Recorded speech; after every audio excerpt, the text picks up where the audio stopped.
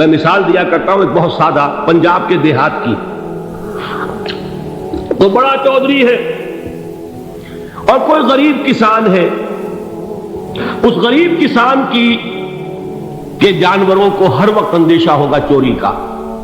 کوئی میری بھینس کھول کر نہ لے جائے, کوئی میرا بیل کھول کر نہ لے جائے.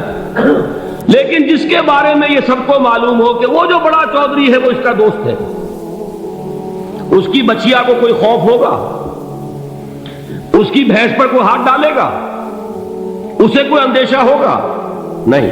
کیوں کہ وہ بڑا چودھری, بڑا اس کا یہاں کا سردار, جاگیردار, سب کو معلوم ہے وہ میرا دوست ہے, کوئی میرے خلاف اقدام نہیں کر سکتا. اس دنیا میں یہ چھوٹی سی بات اگر آپ کے دلی اطمینان اور سکون کا باعث بن سکتی ہے تو ذرا تصور کیجئے. میں لفظ تصور استعمال کروں گا صرف اس لیے کہ اس کا ہم جس کو کہتے ہیں ادراک اور شعور کر نہیں سکتے, اگر کے ساتھ کر سکتے. اگر یقین ہو کہ اللہ میرا مددگار اور یقین ہو کہ اللہ ہر آن میرے ساتھ ہے, پھر کوئی خوف, کس کا خوف؟ کوئی شے اللہ سے بالا تر ہے, کوئی قوت اس سے زیادہ طاقتور ہے, کوئی اس کے ارادے کو بدلنے والا ہے, کوئی اس کی مشیت کے آڑے آنے والا ہے. یہی بات ہے جو حضور نے فرمائی. یہ ایمان کا حاصل ہے لب لباب کہ دیکھو اچھی طرح اس بات کو ذہن نشین کر لو. اگر تمام انسان مل کر تمہیں کوئی نقصان پہنچانا چاہے نہیں پہنچا سکتے مگر جو کچھ اللہ نے لکھ دیا ہو, اور تمام انسان مل کر تمہیں کوئی نفع پہنچانا چاہے نہیں پہنچا سکتے مگر وہ شے جو اللہ نے طے کر دی. آپ پھر میں کہوں گا ذرا طاری کیجئے, اسے فرض کیجئے, اسے سوچئے. اگر اس حدیث پر ہمارا دل ٹھکا ہوا ہو تو کسی سے ڈر ہوگا یہ مجھے نقصان نہ پہنچا دے, یہ میری رپورٹ خراب نہ کر دے, یہ میری انکریمنٹ نہ رکوا دے, یہ میرا یہ نہ بگاڑ دے, یہ میرے یہ نقصان نہ پہنچا دے. اس کا ڈر, اس کا ڈر, اس کا خوف, اس کی خوشامد, اس کے لیے جا کر طرح طرح سے اپنی عزت نفس کو ذلیل کروانا اس کے سامنے. یہ سب کچھ کیوں کرتا ہے انسان؟ جب سمجھتا ہے کہ اس کے ہاتھ میں میرا کوئی نفع ہے, اس کے ہاتھ میں میرے لیے کوئی ضرر ہے, یہ مجھے کوئی غضب پہنچا سکتا ہے, یہ مجھے کوئی نقصان پہنچا سکتا ہے, یہ میرا کوئی کام بنا سکتا ہے, یہ میری کوئی ضرورت پوری کر سکتا ہے. اسی کا نام شرک ہے. جہاں آپ نے یہ سمجھا کہ غیر اللہ کے اندر کوئی طاقت موجود ہے وہی شرک ہے. بتوں سے تجھ کو امیدیں, خدا سے نو امیدی, مجھے بتا تو صحیح اور کافری کیا ہے. شرک تو یہ ہے. جس پر بھی تمہیں یہ خیال ہے کلمہ ہے, یہ کلمہ سوم لا حول ولا قوت الا باللہ. ذرا اس پر دل کو کبھی اگر آپ تصور کریں, پھر فرض کریں, دل ٹھک جائے اس پر, کوئی طاقت نہیں. یہی بات تھی جو شیخ عبد القادر جیلانی رحمۃ اللہ علیہ نے اپنی وصیت میں اپنے بچے سے کہی. 11ویں دینے والے ہیں لیکن حضرت شیخ عبد القادر جیلانی کی وصیت اور تعلیمات کو کتنے لوگ ہیں جانتے ہو؟ یہ جن مقامات تک پہنچے ہیں وہ کس چیز کی بدولت پہنچے؟ انہوں نے جو پیغام دیا وہ کیا تھا؟ اے میرے بچے, جس طریقے سے قرآن مجید میں حضرت لقمان کی نصیحتیں جو ہے نقل کر دی گئی ہیں, میں یہ عرض کروں گا بالفرض اگر قرآن حضرت عبد القادر جیلانی کے بعد نازل ہوا ہوتا تو شیخ عبد القادر کی یہ نصیحتیں بھی قرآن میں درج ہوتی. اتنی اونچی نصیحتیں ہیں. اے میرے بچے اس حقیقت کو ذہن نشین کر لے, لا فاعل فی الحقیقت ولا مؤثر الا اللہ. اس کائنات میں نہ کوئی فاعل حقیقی ہے نہ مؤثر حقیقی ہے سوائے اللہ. کسی شے میں کوئی تاثیر نہیں اگر اللہ نہ چاہے. آگ جلا نہیں سکتی اگر اللہ نہ چاہے, پانی ڈبو نہیں سکتا اگر اللہ نہ چاہے, زہر ہلاک نہیں کر سکتا اگر اللہ نہ چاہے, کوئی چیز فائدہ نہیں پہنچا سکتی اگر اللہ نہ چاہے. تو در در پہ کیوں سر جھکاتے ہو, در در پر کیوں جبیں سائی کرتے ہو, سب کے سامنے کیوں ہاتھ پھیلاتے ہو؟ ایک اللہ سے مانگو, ایک اللہ کے سامنے زمین پر اپنی جبین رکھو. لا فاعل فی الحقیقت ولا مؤثر الا اللہ. نظر آتا ہے ہمیں کہ پانی پیاس بجھا دیتا ہے. پیاس بجھانے کی صلاحیت پانی میں نہیں ہے، اللہ کے اذن سے. کھانا بھوک مٹا دیتا ہے، بھوک مٹانے کی صلاحیت کھانے میں نہیں ہے، اذن رب میں. دیکھیے یہی یقین تھا. حضرت موسیٰ علیہ السلام کا واقعہ یاد کیجئے. سامنے سمندر آ گیا، قوم دیکھتی ہے پیچھے کہ گرد و غبار کا طوفان. معلوم ہوا کہ فرعون اپنے لشکر سمیت آ گیا. لشکر جب چلتا تھا تیز رفتاری کے ساتھ تو گرد و غبار کا جو طوفان اٹھتا تھا اس کا تصور کیجیے. اور لمحہ بلمحہ وہ قریب آ رہا ہے. پوری قوم نے کیا کہا؟ اے موسیٰ انا لمدرکون، اے موسیٰ ہم کو پکڑے گئے.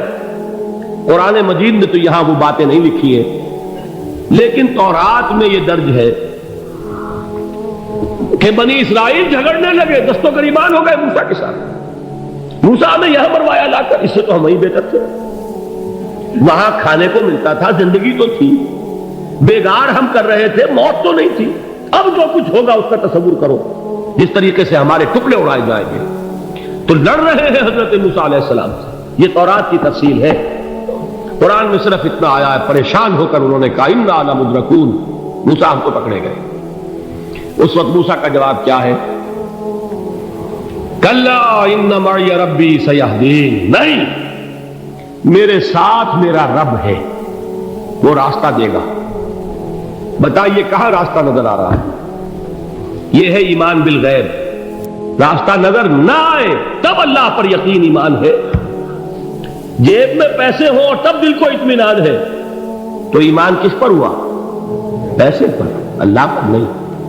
جب وسائل و ذرائع نہ ہو اور پھر یقین ہو کہ اللہ مسبب الاسباب ہے، وہ اسباب کا پابند نہیں ہے، وہ اسباب کا محتاج نہیں ہے، اسباب اس کے محتاج ہے.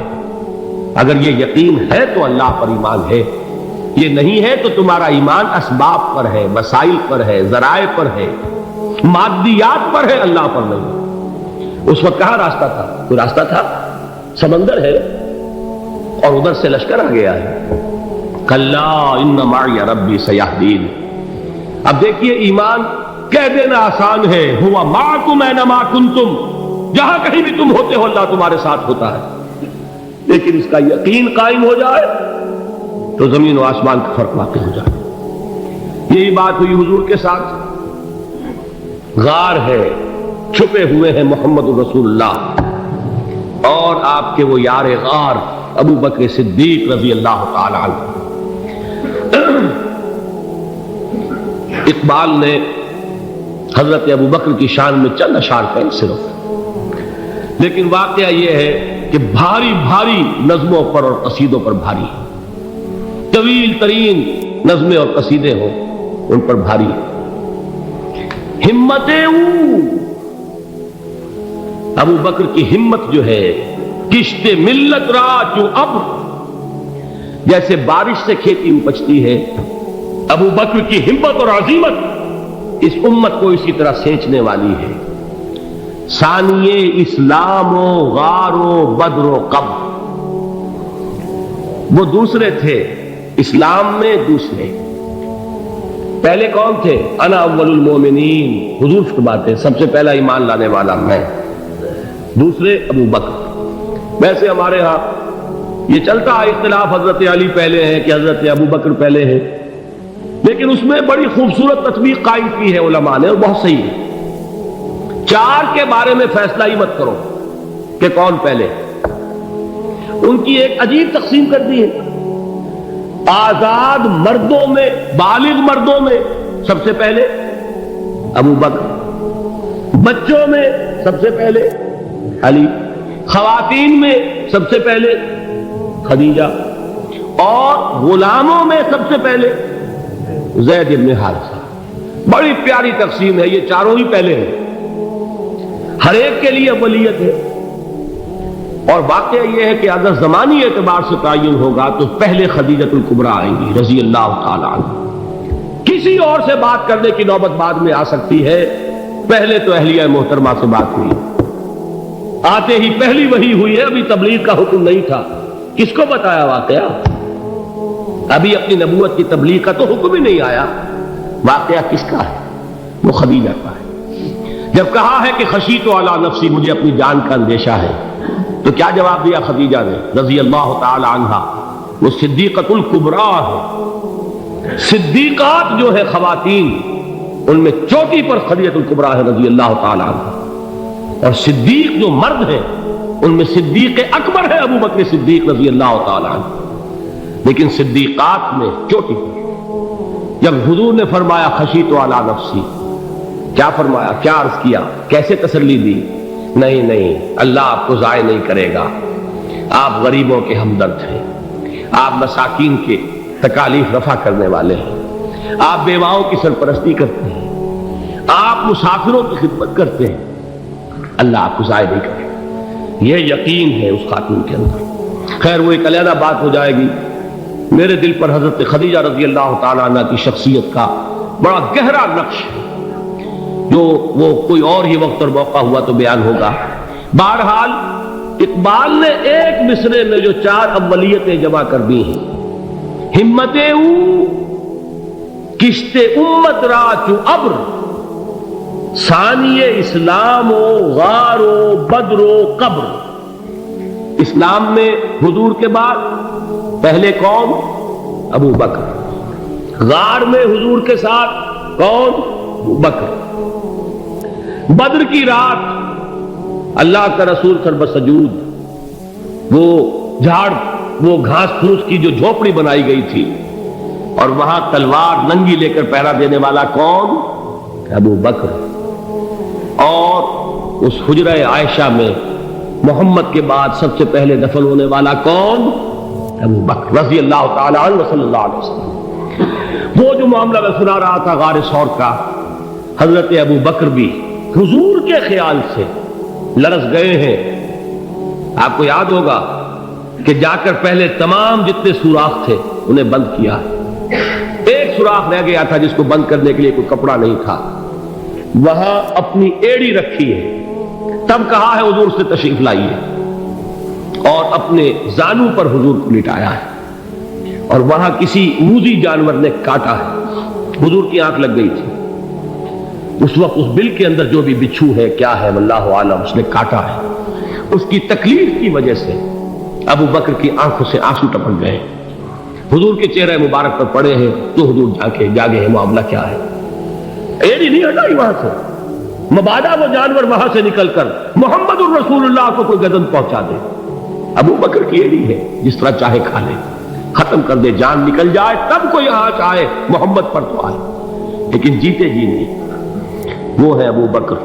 حضور کے خیال سے اس وقت حضور نے پھر اپنا لعاب دہن لگایا ہے، اور اس سے پھر آپ کی تکلیف ختم ہوئی.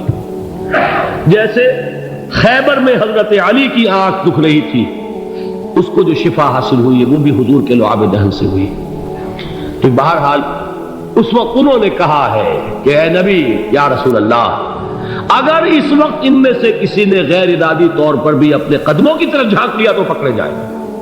کیا جواب تھا اللہ کے رسول کا؟ لا تحزن ان اللہ معنا. اللہ ہمارے ساتھ ہے، کیوں گھبراتے ہو ابو بکر؟ یہ ہے ایمان باللہ. میرا مالک اللہ، میرا رازق اللہ، میرا محافظ اللہ، میرا مددگار اللہ، میرا پشت پناہ اللہ، میرا دوست اللہ. یہ دوستی ہے اللہ کی جو لب لباب ہے، حاصل ہے ایمان کا. اسی کا نام ولایت ہے. اولیاء اللہ کے سروں پر سینگ نہیں ہوتے.